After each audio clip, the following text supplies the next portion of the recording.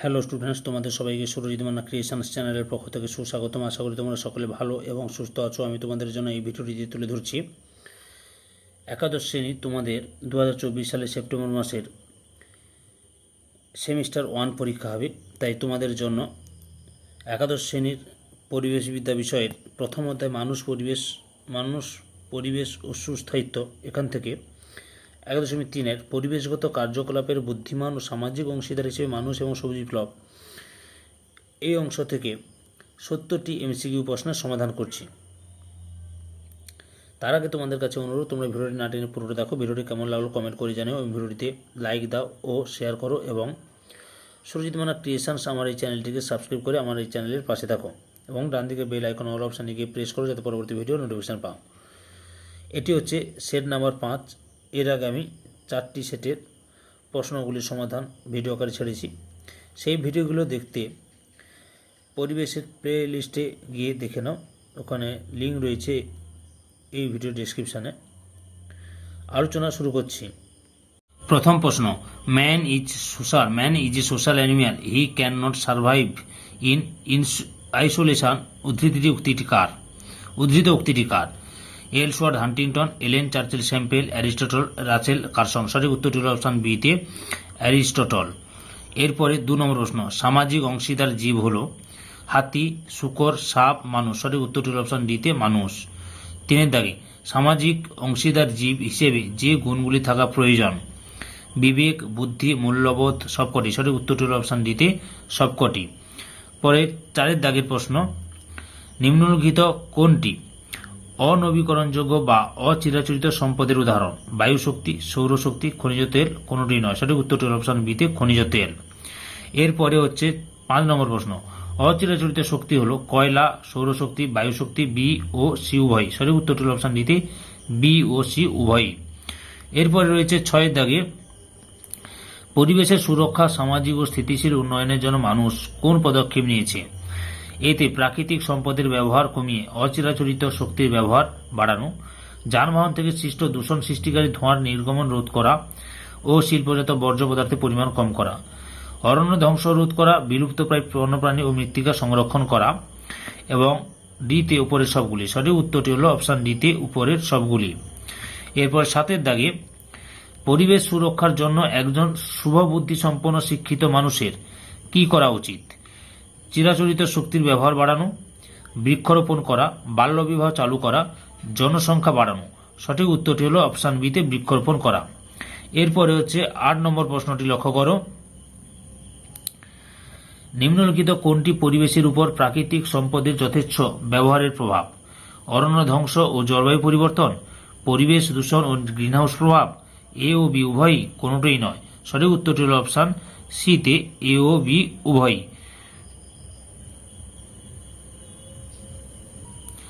9 দাগে, প্রাকৃতিক সম্পদের অপব্যবহারের ফলে কি বিঘ্নিত হয়?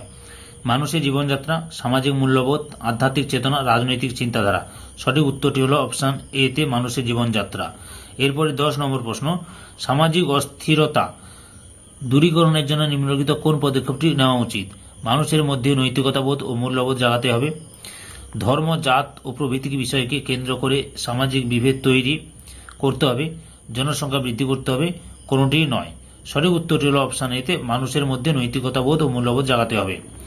11 নম্বর প্রশ্ন, নিম্নলিখিত কোনটি পরিবেশ অবক্ষয়ের কারণ হিসেবে চিহ্নিত হয়েছে? শিক্ষা ও স্বাস্থ্যের মান উন্নয়ন, উদ্ভিদ ও বন্যপ্রাণী সংরক্ষণ, জনসংখ্যা বৃদ্ধি, উপরের সবগুলি। সঠিক উত্তরটি হল অপশান সিতে জনসংখ্যা বৃদ্ধি। এরপর রয়েছে 12 নম্বর প্রশ্নটি লক্ষ্য করো, জনসংখ্যা বৃদ্ধি নিয়ন্ত্রণের উপায় হল বাল্যবিবাহ রোধ, জন্ম নিয়ন্ত্রণ পদ্ধতির ব্যবহার, এ ও বি উভয়, কোনোটিই নয়। সঠিক উত্তরটি হল অপশান সিতে এ ও বি উভয়। 13 দাগে লক্ষ্য করো, নিম্নলিখিত কোনটি অরণ্য ধ্বংসের কারণ নয়? কৃষি জমির সম্প্রসারণ, বনসৃজন, নগরায়ন, শিল্পায়ন। সঠিক উত্তরটি হল অপশান বিতে বনসৃজন। 14 নম্বর প্রশ্ন, অরণ্য ধ্বংসের ফলাফল হল বৃষ্টিপাতের পরিমাণ হ্রাস, বিশ্ব উষ্ণায়ন, ভূমিক্ষয়, সবগুলি। সঠিক উত্তরটি হল অপশান ডিতে সবগুলি। 15 নম্বর প্রশ্ন, নিম্নলিখিত কোনগুলি greenhouse gas? Carbon dioxide, methane, chlorofluorocarbon, নিয়ন আর্গন, অক্সিজেন, নাইট্রোজেন, কোনোটি নয়। সঠিক উত্তরটি হল অপশান এতে কার্বন ডাইঅক্সাইড, মিথেন এবং ক্লোরোফ্লোরোকার্বন। 16 দাগের প্রশ্নটি লক্ষ্য করো, জীববৈচিত্র্য হ্রাসের কারণ? পশু শিকার, সৌরশক্তি উৎপাদন, বনজ সম্পদের অত্যধিক ব্যবহার, এ ও বি উভয়। সঠিক উত্তরটি হলো অপশন ডিতে এ ও সি উভয়ই। এরপর 17 নম্বর প্রশ্ন লক্ষ্য করো, জীববৈচিত্র্য সংরক্ষণের উপায় নয় কোনটি? চোরা চালান, পশু হত্যা, বন্য পশুদের বাসস্থান ধ্বংস, সবকটি। সঠিক উত্তরটি হলো অপশন ডিতে সবকটি। পরের প্রশ্ন, নিম্নলিখিত কোনটি একটি শিল্পজনিত সমস্যা? অর্থনৈতিক উন্নতি, বহু মারণ রোগের সৃষ্টি, মানুষের জীবিকার সুযোগ বৃদ্ধি, কোনটিই নয়। সঠিক উত্তরটি হলো অপশন বিতে বহু মারণ রোগের সৃষ্টি। পরে 19 নম্বর প্রশ্ন, আজ থেকে আনুমানিক 40,000 বছর পূর্বে মানুষ কি শুরু করে? শিল্প, পশুপালন, কৃষিকাজ, শক্তি উৎপাদন। সঠিক উত্তরটি হলো অপশন বিতে কৃষিকাজ। এরপরে 20 দাগের প্রশ্ন, মানুষ প্রথম কোন অঞ্চলে কৃষিকাজ শুরু করে? মরু অঞ্চলে, অরণ্য অঞ্চলে, নদী অববাহিকা অঞ্চলে, পাহাড়ি অঞ্চলে। সঠিক উত্তরটি হলো অপশন সিতে নদী অববাহিকা অঞ্চলে। 21 নম্বর প্রশ্ন, এক ফসলি কৃষি প্রধানত কৃষির উপর নির্ভর করে? অর্থ, কীটনাশক, বৃষ্টি, সার। সঠিক উত্তরটি হলো অপশন সিতে বৃষ্টি। 22 নম্বর প্রশ্ন, কি কি বনজ সম্পদ সংগ্রহ করে মানুষ অর্থনৈতিক উন্নয়নে সক্ষম হয়েছে? কাঠ ও পাতা, ফল, ভেষজ উৎপাদন, সবগুলি। সঠিক উত্তরটি হলো অপশন ডিতে সবগুলি। এবারে 23 দাগের প্রশ্ন, মানুষ আনুমানিক কত বছর আগে প্রথম পশুপালন করতে শিখেছিল? 10,000 থেকে 13,000 বছর আগে, 20,000 থেকে 23,000 বছর আগে, 30,000 থেকে 33,000 বছর আগে, 40,000 থেকে 43,000 বছর আগে। সঠিক উত্তরটি হলো অপশন এতে 10,000 থেকে 13,000 বছর আগে। পরের প্রশ্ন, পশুপালনের ফলে মানুষ কোন ক্ষেত্রে সুবিধা লাভ করেছে? পশুজাত দ্রব্য উৎপাদনে, পরিবহনে, কৃষিকাজে, সবগুলিতে। সঠিক উত্তরটি হলো অপশন ডিতে সবগুলিতে। এরপর 25 নম্বর প্রশ্ন, মানুষ প্রথম কোন অঞ্চলে পশুপালন করতে শেখে? নদী অববাহিকা অঞ্চলে, সামুদ্রিক উপকূলে, পশ্চিম এশিয়ার পাহাড়ি অঞ্চলে, মরু অঞ্চলে। সঠিক উত্তরটি হলো অপশন সিতে পশ্চিম এশিয়ার পাহাড়ি অঞ্চলে। এরপরে রয়েছে 26 দাগে, সভ্যতা সংস্কৃতির সূতিকাগার বলতে বোঝায়? কৃষিকে কেন্দ্র করে যে নদী অববাহিকা অঞ্চলগুলিতে সভ্যতা ও সংস্কৃতির বিকাশ ঘটেছিল, যে অঞ্চলে মানুষ শিকার করত, পশ্চিম এশিয়ার পাহাড়ি অঞ্চলকে, কোনোটিই নয়।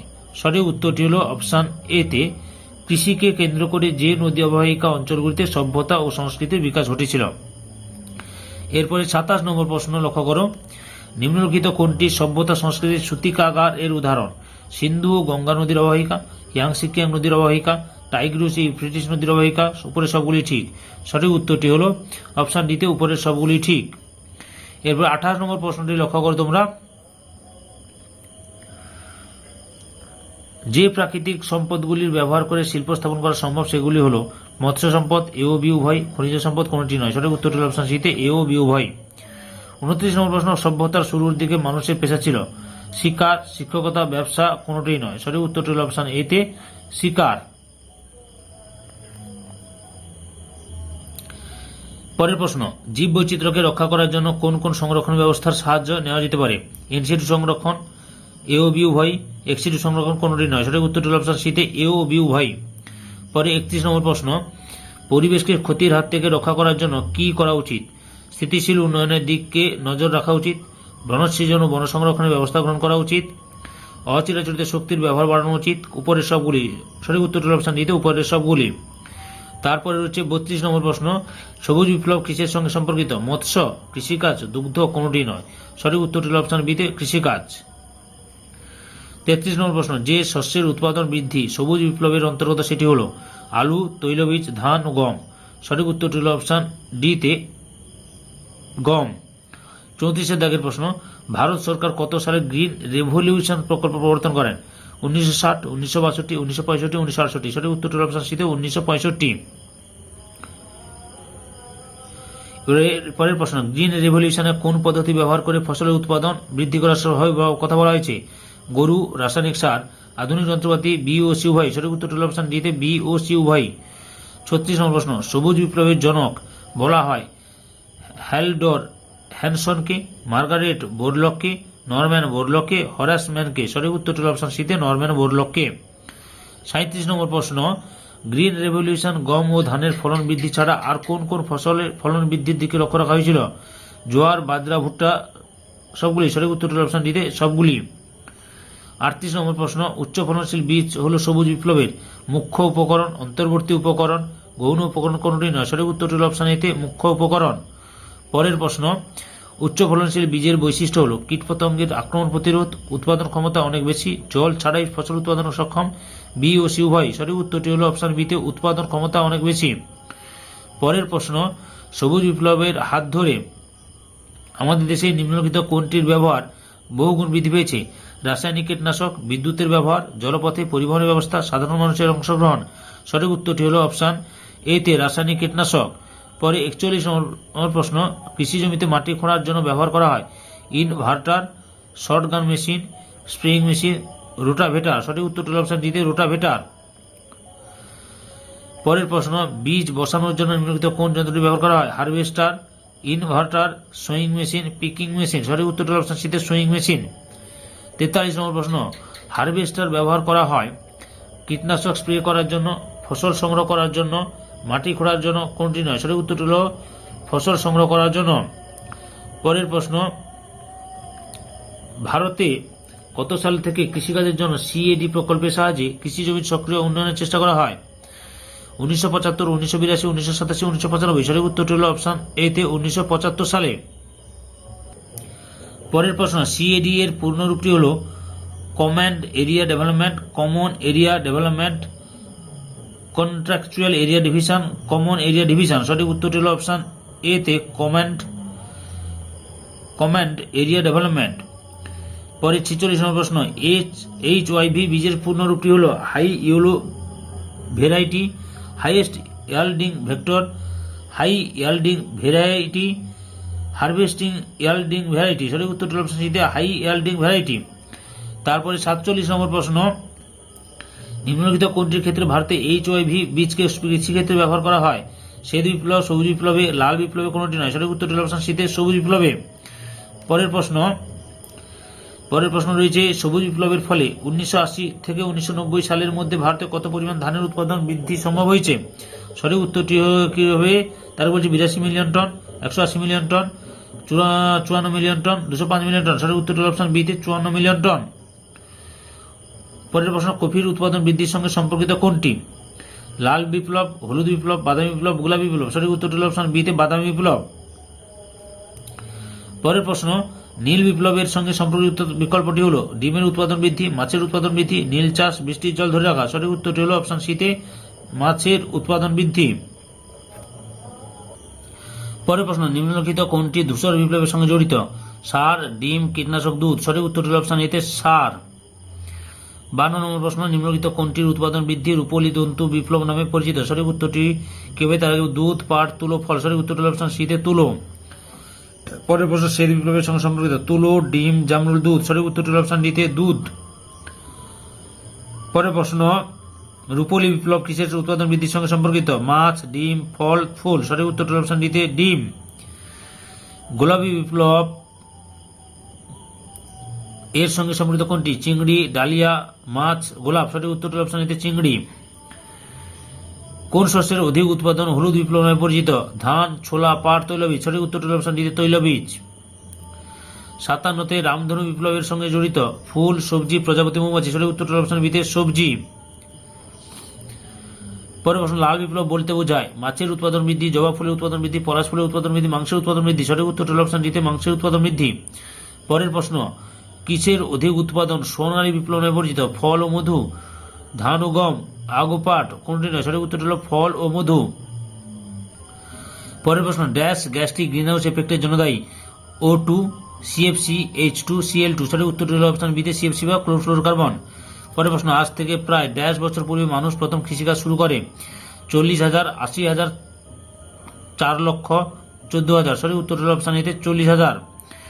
পরের প্রশ্ন, ড্যাশ বীজের ব্যবহার ড্যাশ বিপ্লবের অন্যতম উপকরণ? নিম্নমানের কালো, এইচওয়াইভি সবুজ, নষ্ট সবুজ, সবুজ আবাদামি। সঠিক উত্তরটি হলো অপশন বিতে এইচওয়াইভি বীজের ব্যবহার সবুজ বিপ্লবের অন্যতম উপকরণ। পরের প্রশ্ন রয়েছে, গ্রিন রেভলিউশন কথাটি সর্বপ্রথম ড্যাশ ব্যবহার করেন? Charles Gaud, William Gaud, S Swaminathan, Arthur Tansley. সঠিক উত্তরটি হলো অপশন বিতে উইলিয়াম গৌট। পরের প্রশ্ন, ড্যাশ হলেন ভারতের সবুজ বিপ্লবী জনক? S Swaminathan, Malthus, William Carey, Aristotle. সঠিক উত্তরটি হলো অপশন এতে এস স্বামীনাথন।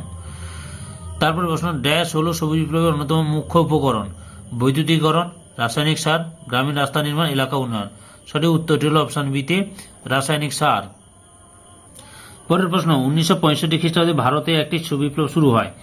এই বিপ্লবে ভারতবর্ষের বেশ কিছু রাজ্য যেমন উত্তরপ্রদেশ, পাঞ্জাব, হরিয়ানার অর্থনৈতিক মানচিত্র বদলে যায়। দেশের পার ক্যাপিটাল ইনকাম বৃদ্ধি পায়। ভারত একটি দুর্ভিক্ষ পীড়িত দেশ থেকে শস্য রপ্তানি করে দেশে পরিণত হয়। এখানে কোন বিপ্লবের কথা বলা হয়েছে?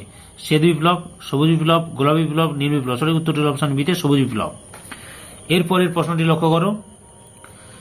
1960-এর দশকে ভারত সরকার একটি বিশেষ পণ্য উৎপাদনের জন্য নীল বিপ্লবের সূচনা করেন। এটি একটি পুষ্টিকর খাদ্য। এই বিপ্লবের ফলে দেশের কর্মসংস্থান বৃদ্ধি পায়, আন্তর্জাতিক বাণিজ্য বৃদ্ধি পায়। এই বিপ্লবের কিছু নেতিবাচক প্রভাব হল জলদূষণ বৃদ্ধি ও জলাশয়ের বাস্তুতন্ত্রের ক্ষতি। পণ্যটিকে চিহ্নিত করো। মাছ, চিংড়ি, অপরাজিতা ফুল কোনটি নয়? সঠিক উত্তরটি অপশন এতে মাছ।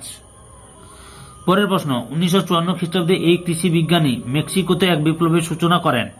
তিনি একটি বিশেষ শস্যের উচ্চ ফলনশীল স্ট্রেন তৈরি করেন। ভারতবর্ষের উত্তরপ্রদেশ, পাঞ্জাব, হরিয়ানাতে এই শস্যের উৎপাদন সর্বাধিক। বিজ্ঞানীকে এবং শস্যটিকে শনাক্ত করো। নরম্যান বোরলগ ধান, নরম্যান বোরলগ গম, MS স্বামীনাথন তৈলবীজ, MS স্বামীনাথন আখ। সঠিক উত্তরটি অপশন বিতে নরম্যান বোরলগ গম। পরের প্রশ্ন, স্থিতিশীল কৃষি ব্যবস্থার মাধ্যমে ভারতবর্ষের খাদ্য সুরক্ষা বাস্তবায়িত করেছিলেন এক ব্যক্তি।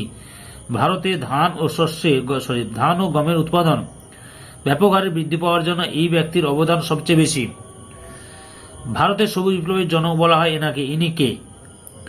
Verghese Kurien, MS Swaminathan, Norman Borlaug, Indira Gandhi. সঠিক উত্তরটি অপশন বিতে MS স্বামীনাথন। এই সেটের লাস্ট প্রশ্ন, এ একটি প্রাণীজাত দ্রব্য যা একটি অন্যতম পুষ্টিকর খাদ্য। 1970-এর দশকে শ্রীমতী ইন্দিরা গান্ধী এই দ্রব্যটির উৎপাদন বৃদ্ধির জন্য রূপোলি বিপ্লবের সূচনা করেছিলেন। এ হল ডিম, ইলিশ মাছ, কলা, আখ। সঠিক উত্তরটি অপশন এতে ডিম। সম্পূর্ণ ভিডিওটি দেখার জন্য তোমাদের সবাইকে অসংখ্য ধন্যবাদ।